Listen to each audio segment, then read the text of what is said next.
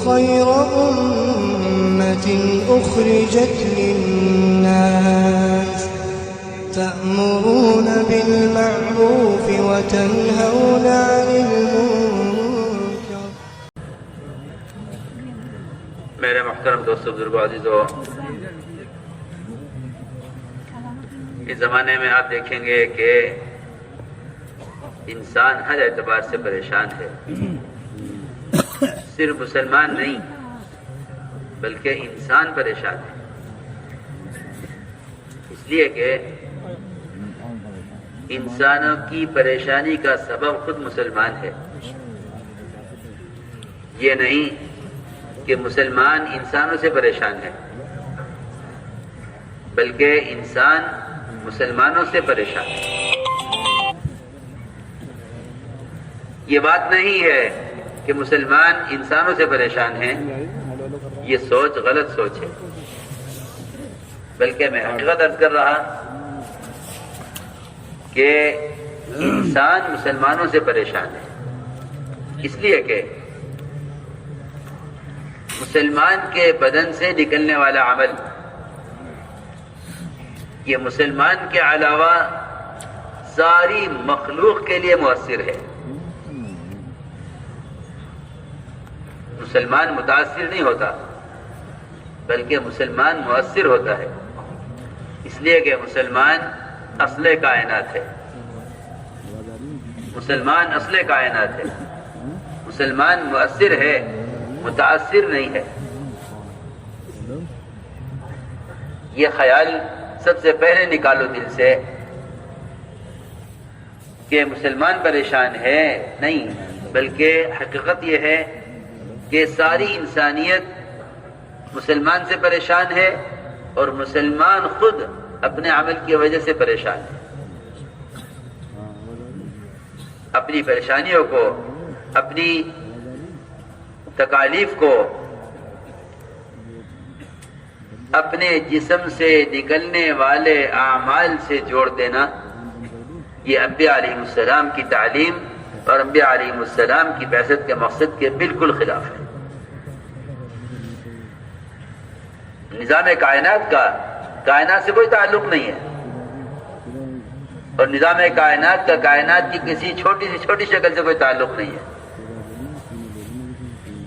مسلمان اپنے حالات کو حکام سے یا اپنے حالات کو اسباب سے، یا مسلمان اپنے حالات کو اپنے سے باہر کے نقشوں سے جوڑ دے اور انہی نقشوں پہ محنت کرے اپنے حالات کو درست کرنے کی، تو میں قسم کھا کر کہہ سکتا ہوں کہ حال کو حال سے بدلنا یہ فرعون کا کام تھا، یہ بنی اسرائیل کا کام نہیں تھا. یہ کام فرعون کا تھا، یہ کام فرعون کا تھا، بنی اسرائیل کا کام یہ نہیں تھا. بنی اسرائیل ان کو یہ سکھلایا گیا تھا کہ تم پر جو بھی حال آئے تم اپنے حال کو اعمال سے بدلنا. اس لیے فرعون کے غرق ہونے کا سبب وہ محض فرعون کا کفر نہیں ہے. یہ بات ذہن میں رہے. اگر مسلمان یہ سمجھے کہ باطل ہونے کی وجہ سے ناکام ہو جائے گا، ایسا نہیں ہے. اس لیے کہ یہ باطل کی جنت ہے، یہاں اس کو اپنی جنت کے وہ سارے مزے پورے کرنے ہیں جو اس کے لیے مقدر کیے گئے ہیں اللہ کی طرف سے. بات توجہ چاہتی ہے.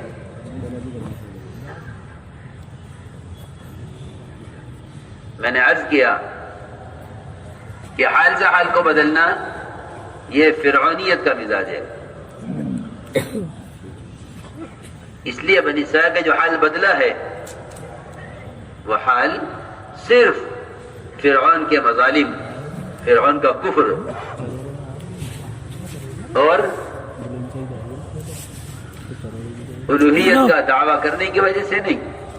ہلو، ہاں بولو جلدی، کیا بات ہے؟ بلکہ اگر غور کریں گے ہم قرآن پر اور غور کریں گے اللہ کے ضابطے پر، تو صاف بات یہ ملے گی وتمت کلمۃ ربک الحسنى علی بنی اسرائیل بما صبروا ودمرنا ما كان يصنع فرعون وقومه وما كانوا يعرشون. یہ اللہ کا ضابطہ ہے یہ کہ اللہ تعالی نے اپنے سارے وعدے پورے کیے بنی اسرائیل کے لیے ان کے صبر کی وجہ سے.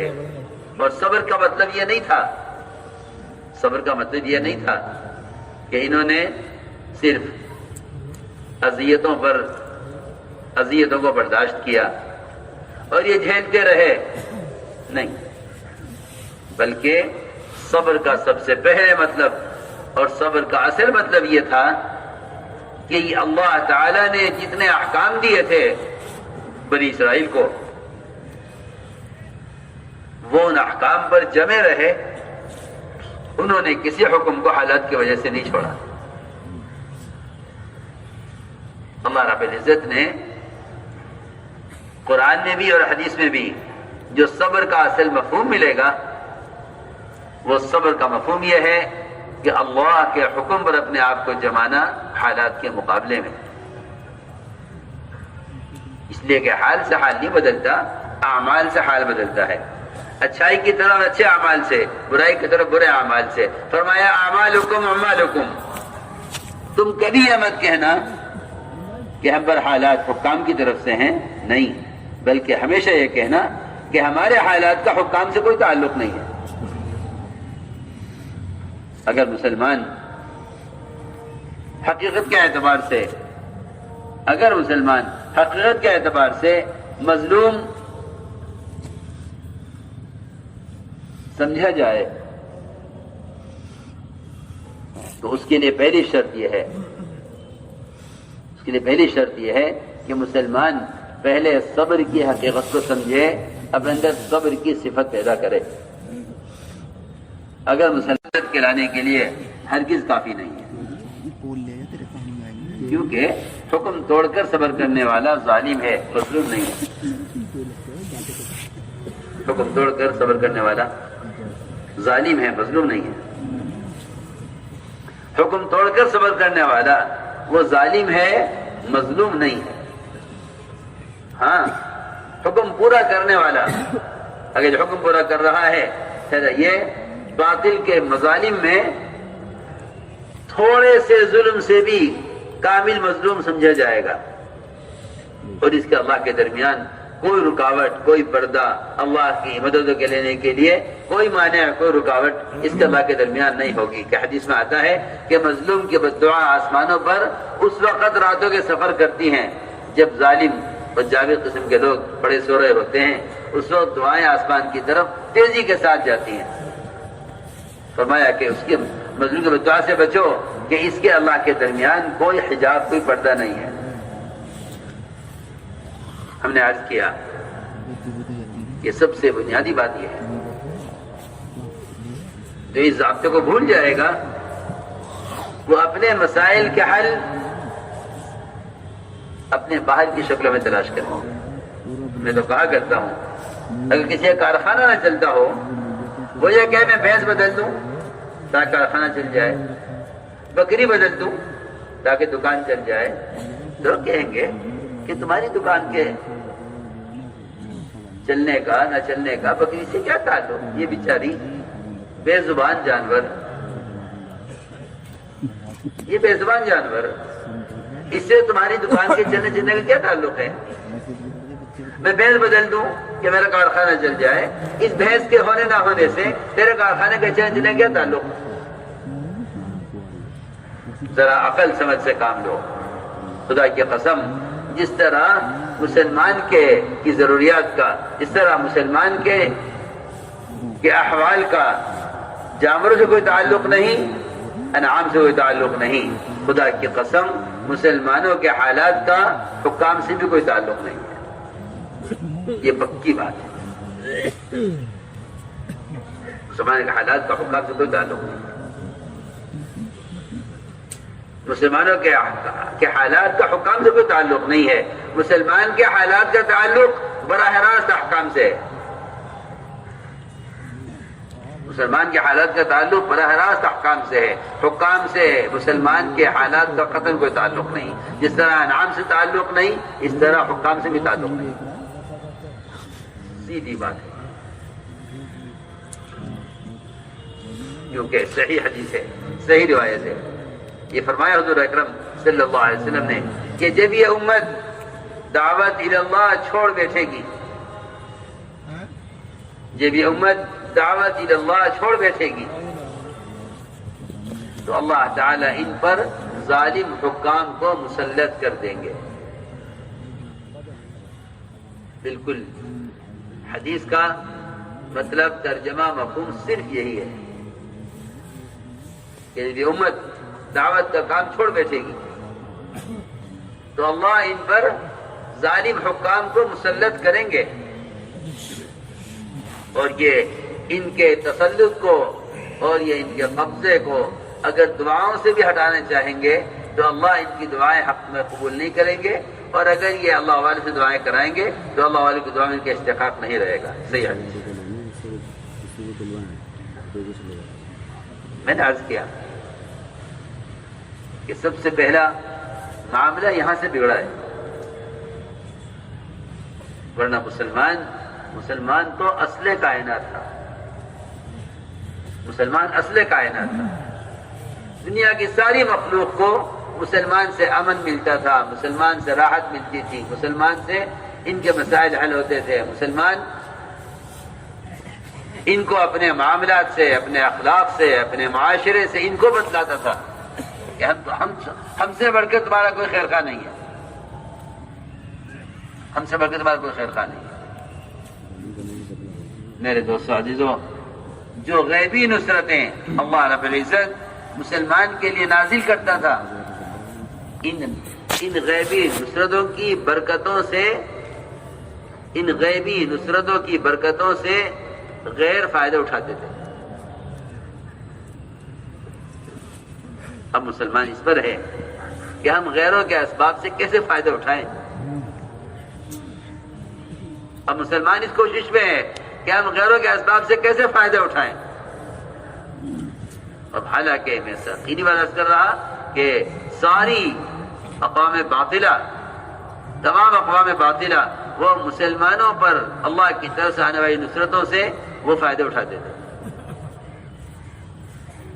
ابو بکر صدیق رضی اللہ تعالی عنہ سفر ہجرت میں جب دودھ کی تلاش میں نکلے کہ آپ کے لیے کہیں سے دودھ کا انتظام کروں، ایک مشرکہ عورت اپنا ریوڑ چراتی ہوئی ملی، اس سے فرمایا کہ ہمیں دودھ چاہیے۔ اس مشرکہ عورت نے کہا میرے ریوڑ میں کوئی بکری دودھ دینے کے قابل نہیں ہے، کوئی بکری آج تک یابن نہیں ہوئی، سب چھوٹے بچیاں ہیں، چھوٹی بکریاں ہیں، ان میں دودھ کے قابل کوئی نہیں۔ فرمایا نہیں، دودھ تو اللہ دیں گے، اس لیے کہ جتنے بھی کائنات کے اسباب ہیں وہ کسی بھی شکل میں ہوں، وہ اللہ تعالیٰ کی قدرت سے فائدہ اٹھانے کا سبب نہیں ہے۔ نہ ان میں قدرت ہے، نہ یہ قدرت سے فائدہ اٹھانے کے ذریعہ ہیں۔ یہ تو اللہ تعالیٰ کی صرف اللہ کے تعارف کے لیے ہے، یہ تو اللہ کے تعارف کے لیے ہے کہ ہم خون اور گوبر کے درمیان سے دودھ نکالتے ہیں، یہ ہمارا تعارف ہے، بس ہمیں پہچانو، یہ ذریعہ نہیں ہے۔ مشرک عورت کا یہ کہنا تھا کہ میرے ریوڑ میں کوئی دودھ دینے والی بکری نہیں ہے۔ ابوبکر رضی اللہ تعالی نے جواب میں یہ نہیں فرمایا کہ جب تیرے ریوڑ میں کوئی بکری دودھ دینے والی نہیں ہے تو پھر دودھ کیسے مل سکتا ہے؟ ہم تمہیں سمجھانا چاہتے ہیں، ہم تمہیں یہ سمجھانا چاہتے ہیں کہ اللہ کے کرنے کے اسباب یہ کائنات کے نقشے نہیں ہیں، اس کے کرنے کے اسباب مومن کے اعمال اور مومن کا یقین ہے۔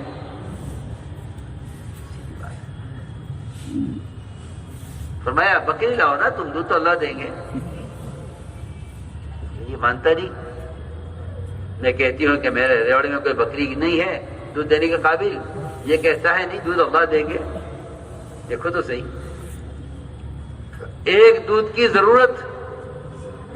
ضرورت کی بنیاد پر ایک مشرکہ کو براہ راست اللہ کا تعارف کرا رہے ہیں۔ سنو، ہم تو ہر ایک دوسرے سے کہہ رہے ہیں کہ نہیں تمہارا مسئلہ اسی طرح حل ہوگا۔ حضرت فرماتے تھے جب مسلمان اعمال سے ہٹ جاتا ہے تو پھر جن کے ہاتھوں میں اسباب دیکھتا ہے ان کا غلام بن کر چلتا ہے، سیدھی بات ہے، ان کا غلام بن کر چلتا ہے۔ یہ کہ اسباب، بلکہ ایک صحابی کا قول ہے، خود فرماتے ہیں کہ اگر مسلمان نے آخرت کو ہٹا کر دنیا کو سامنے رکھ کر قدم اٹھایا، اگر مسلمان نے آخرت سے ہٹ کر دنیا کو سامنے رکھ کر قدم اٹھایا تو پھر یہ اسباب والوں کے غلام بن کر رہیں گے۔ یہ صحابی خود فرماتے ہیں، وہ جانتے تھے۔ تو میں نے عرض کیا کہ ابوبکر رضی اللہ تعالیٰ عنہ نے اس مشرکہ عورت سے کہا جا اپنے گھر سے کوئی بڑا پیالہ لے آؤ، بڑا برتن، جو تمہارے گھر میں بڑے سے بڑا برتن ہو وہ لے آؤ۔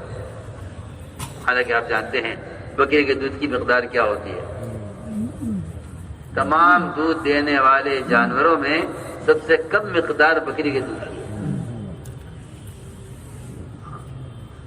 جاؤ برتن لے آؤ۔ وہ ایک پیالہ لے آئی۔ ابوبکر رضی اللہ تعالیٰ عنہ نے ایسی بکری کا دودھ نکالا جو بکری ابھی تک گیابن نہیں ہوئی تھی، خود بھی پیا، اس کو بھی دیا۔